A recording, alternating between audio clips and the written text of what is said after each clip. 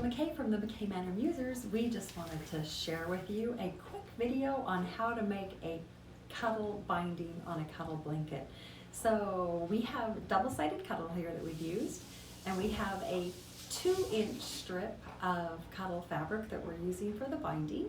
And as you can see, we've laid it all the way around the outside edge of the blanket, matching the raw edges, and we have just sewn all the way around the outside edges, but we have left a tail at both ends, and we've left about a 5-inch space in between there. So the next thing we're going to do is just sew this side seam, and what we're going to do that is I want a 1/2 inch seam right here.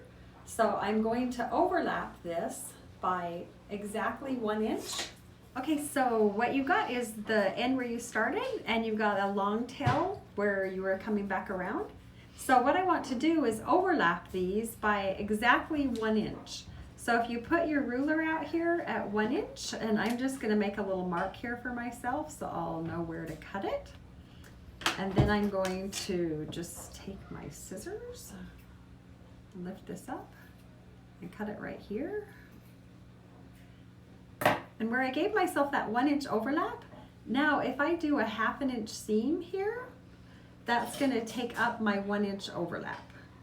So with that, I'll be right back.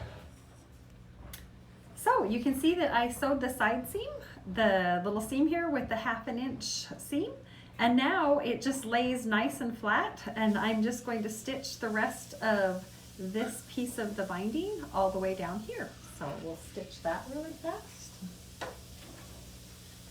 with my trusty featherweight. So people ask me, do you need a walking foot? Well, apparently not, because they didn't come on the featherweights.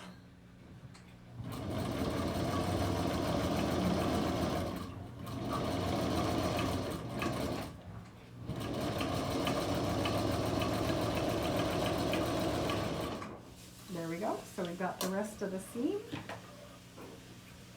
And now the next step is to take this, and I forgot to mention that you want to sew this piping onto the right side of the blanket. So I have the raw edges here, I sewed it onto the right side of the blanket, and now I'm going to fold it around to the wrong side of the blanket. And I love using these Clover clips because I found that I get poked a lot when I just use pins. But Clover clips keep it nice and tight, and they don't poke you. So can you see how we're just folding this around to the back? And you want to make sure that it folds far enough that when you do what we call stitch in the ditch, because we're going to come back and we're going to stitch right in between the piping, or I guess the border fabric and the blanket fabric. We're going to stitch in the ditch right there. So you want to make sure when you stitch in the ditch that it's going to catch this fabric. So you have to make sure that this fabric goes over the seam that hooked the two of those together. So I'm going to go and clip all the way around, and I'll be right back. So all we've done is put all of the Clover clips on so that we have the front wrapped to the back, goes past the seam. And the Clover clips, I usually put them at least somewhere between 1 inch to 2 inches apart, because cuddle fabric is extremely slippery and you want it to stay in place. So put as many clips as you feel like you need to keep it in place. And now we'll go over to the machine. Okay, so we have it under the presser foot, and we put it down, and we're just going to stitch right between the binding and the fabric. We're going to stitch right in between those two seams, and we call it stitch in the ditch, the ditch between those two. So again, you're just going to want to make sure that that back stays over there so that you're catching it in.